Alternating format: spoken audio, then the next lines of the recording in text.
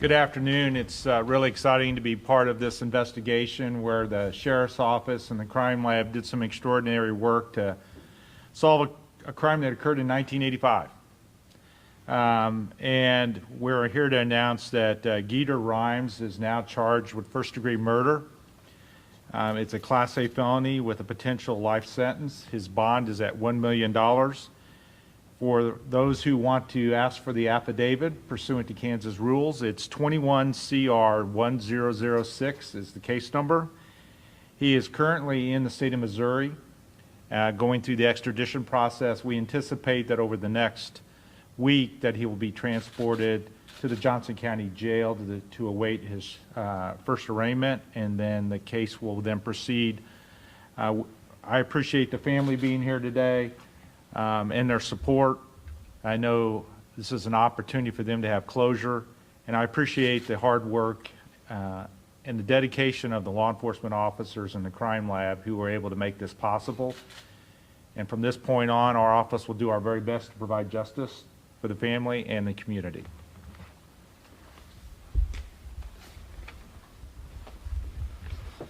Good afternoon. I'm Josh Tice, captain with Johnson County Sheriff's Office Investigations Division.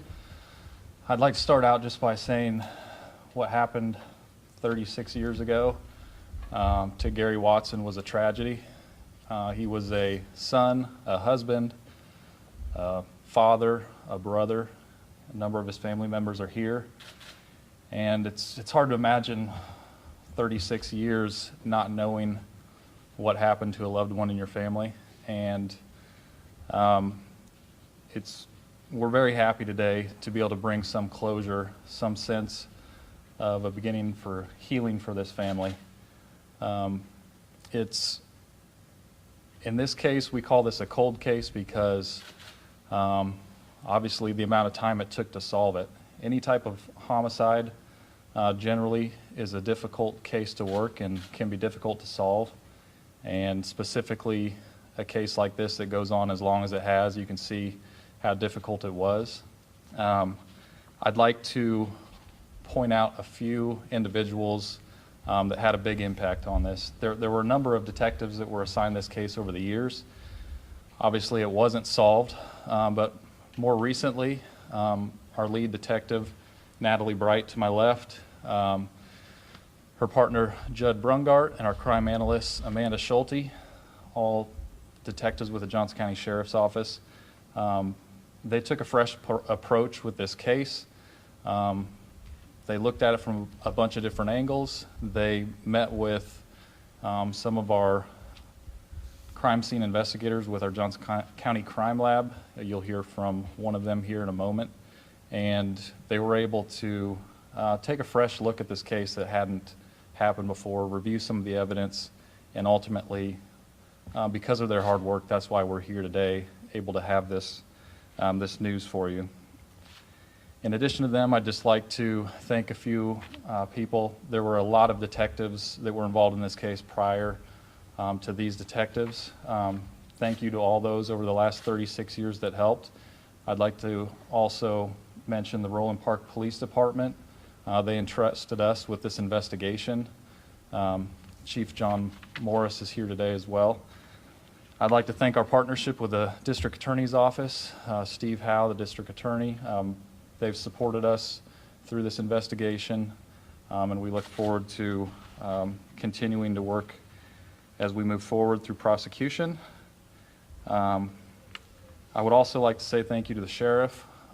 Most agencies don't have the resources that we've been able to put towards this case. I'd like to thank him and his executive staff for the resources we have, the amount of detectives, the time, the amount of energy we were able to put into this case to bring out the result that we have today. The last thing I'd like to mention is we have a number of cold cases at the Sheriff's Office. There's still 7 of them that are unsolved. We're very fortunate to, in the last year, this is the second conference we've been able to have to come here and say that we've solved one of these cases. And we just want the other family members, the other victims to know that we have a group of people working on these cases. just a moment ago, we met with a family, and the gratitude that we saw gives us renewed energy to pursue these cases and try to find justice for the other families. And we're optimistic that in the future we'll be here again with some news on some other cases. So with that, I'll turn this over to Kate Meyer with our crime lab.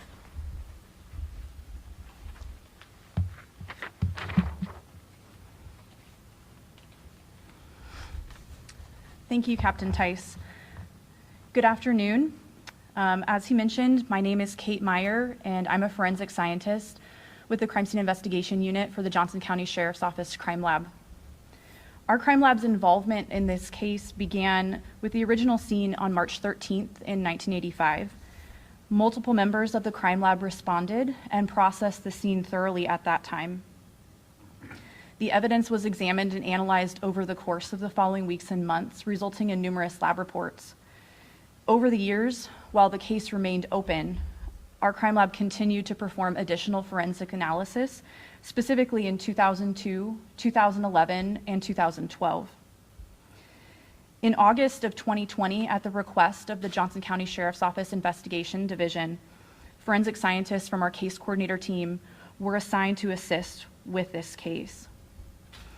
In investigations such as these, the role of the case coordinators is to look at the evidence from a new perspective and to identify new or additional testing that can be performed based on scientific developments or updated technology.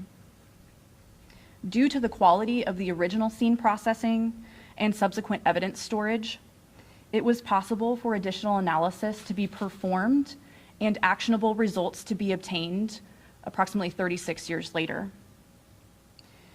Since its inception, the mission of the crime lab has been to aid in criminal investigations through unbiased forensic testing performed by highly trained experts. And we are proud of the contributions we were able to make towards the resolution of this case.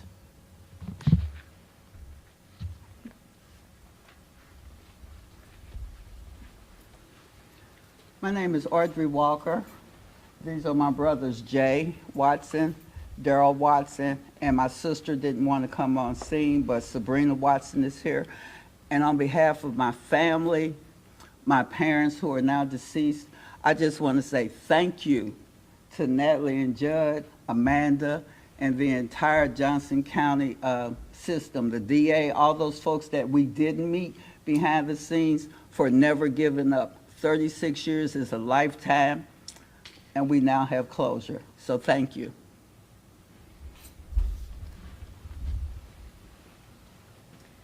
We will just take just a few minutes to answer some questions from the media if anyone has any questions. Just direct it to who you want to answer. And you talk about the work that's been done on this case over the years. Can you talk about the hope that you've had over these past years to solve this case? And if you could step up to the microphone so we could hear you. So one of the things that happened is that I am a cold case CSI junkie.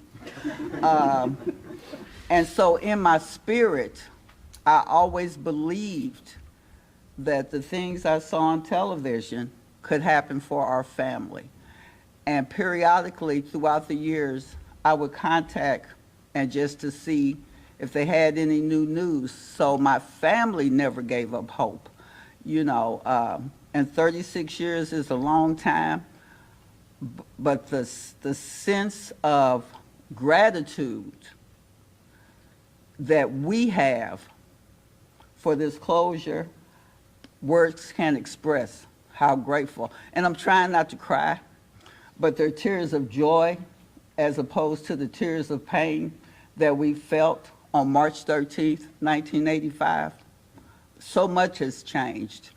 But we are immensely grateful. And I say we because we are immensely grateful for their hard work.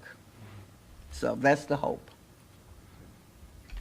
Can you talk about, in terms of the testing, what was it that led you to this person and who's the linchpin in this case to get this charge put in place?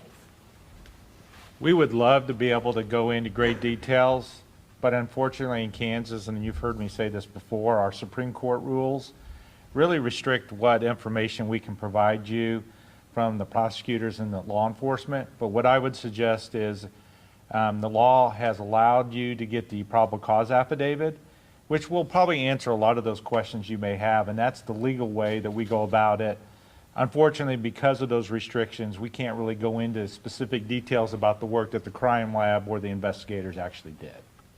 Can you tell us where he was taken into custody at? You said he's being extradited from Missouri, but from where? In the St. Louis area is where he was taken into custody, and that's where he's going through the extradition process. And again, we believe that in the next week, he'll be transported to the Johnson County Jail. Just for the folks who may be watching this live, can you spell the suspect's name if you don't mind? In order to spell that, I'm going to make sure that I have it down. It's Geter, Geter, Rhymes, Rhymes. His age? The age is, I don't have that off the top of my head, 65. 65, great. Ma'am, if you don't mind, could you explain who he was? Could you explain for those who didn't know him? My brother? Your brother, yes. So I'm the eldest Yes. of 7. And so I was his big sister, but he was like the big brother. He was a father of 3 pair of twins, fraternal, and an older son. He was a loving husband. He loved his mother. He was actually a mama's boy, believe it or not. And he was young, because 29 is young. And so he loved basketball. He grew up in the era of Dr. J. So he thought Dr. J was like, could do no wrong. He liked to eat. He liked to eat. But he was not a really big guy. He was actually a thin guy. And he was a really good person. He would do anything for anybody. And so like all of us, we all have a past. We all have done things that we kind of wish we hadn't done. That's called life on life's terms. And so we all have those experiences. But he had a loving, caring, compassionate spirit for other folks. And so for him to be killed the way he was very traumatic at that time, and it remained so. So that's it. If you could talk to him today, what would you tell your brother? I would say I have missed you for 36 years every day. You missed my graduation. You missed your children's graduation. You have grandchildren now. You have great nieces who know all about you. Your mother loved you until the day she died. Your dad loved you until the day he died. That you were missed and you were loved, always. That's what I would say. It's been 36 years. You said it's been a lifetime. Yeah. There are other families out there, such as yourself, that have been grieving, that still don't have an answer.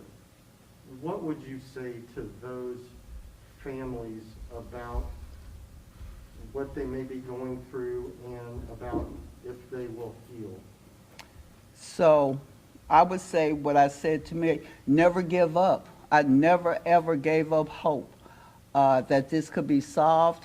I understood that 1985 to 2021, there have been so many new processes in place for the criminal justice system that you can't just walk away from what you did. Even if it took 36 years, I would say stay in contact. I would say stay prayed up. Know that there is a God.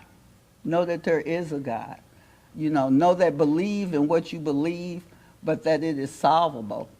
And my time is not God's time, But I remain grateful and I remain hopeful. And you need the dynamic duo. Yeah. You need the dynamic duo. I'm telling you, if you got Detective Bright and Detective Brungart, you got the dynamic duo. Absolutely. Yeah. What was the communication like between you and the dynamic duo over 36 years? Was it weekly? Was it monthly? No. We've talked to different detectives, and I am that person that, because I always believed, I would just periodically call and ask, you know, has there been any progress? And someone would always contact me, and my sister let us know that one of the original detectives would call her just to let her know we haven't given up. We want you to know we haven't given up. That's a wonderful thing to know that the police department didn't give up, that they felt like they could solve this, you know. So it's a process. It's not like TV. It's not done in an hour with commercials. How did you find out who called you and what was your response? The dynamic duo, Detective Bright, called me, and she said, I got good news, and she came to my apartment in St. Louis, and my sister and I were there, and my brother was on speaker, and the tears just started flowing, and it was just an overwhelming sense of thank you, God. There's some closure, like the true healing can begin. Like I can sleep better, like I slept better than I had in a really long time. Yeah. Just That two was more that. questions. and then This we'll might go. be a question for investigators or the prosecution, I'm not sure. At one point, it was believed there was more than one assailant. Is this now the only person that's going to be charged in this case? The investigation's ongoing, is what we're going to tell you at this point. There was more than one suspect in this case, and as the case proceeds, we'll be able to provide some additional information on that. Last So question. can you give an idea of how many, you mentioned there were a lot of detectives involved in all this. Do you have a number you can put with that, or man hours over the years? Initially, when this investigation started, there was a Metro squad that's called, where a number of agencies from the Metro, you may be familiar, come and investigate. And I know that there were initial 20 detectives involved with that. They requested an extension past the normal 5 days that they are able to provide that team, and did it for another multiple days there. I know that I don't have a great number of over the years how many additional detectives have been involved, but the sheriff's office shortly after took over this case and was the lead investigating agency. And over the years, 36 years, some of the detectives have come and gone, retired, that had worked on the case, but there's been numerous detectives. And then most recently, you've had two that were kind of the lead on this, with others helping as well. I guess my last question real quick is, you know, you see the relief, you see the hope that's been, you know, that's gone on for 36 years here. When you see a family member or family members have that relief, come through with that relief, what does that mean to you as investigators? And then any lasting message you might have. You know, these, our investigators and our crime lab, I think, are the best of the best. And there are a lot of other people out there with hope, just like this case. Don't give up hope. We're still out there every day. Our lab is looking at it. Our officers are in pursuit of justice. And please don't give up hope. If you have any questions, any additional information, call us. You know, we look at this case, and every life matters.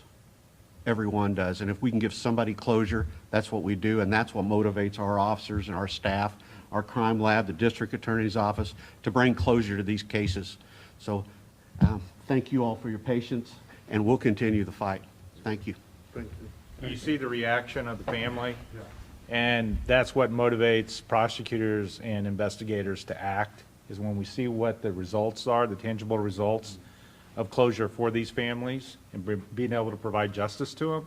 It's a big deal, and that's why we do our job. And my staff that has worked really hard with the sheriff's office to get to this point, that's what drives us each and every day. So you're absolutely right. These are the types of cases we live for, because we know what it can do for families and for justice for the community. That's great. And ma'am, anything else that you want to say, any lasting message you want to leave? No, I just, you know what, just thank you. Words can't express my gratitude, and thank you, thank all of you all. And thank you for being here. Okay.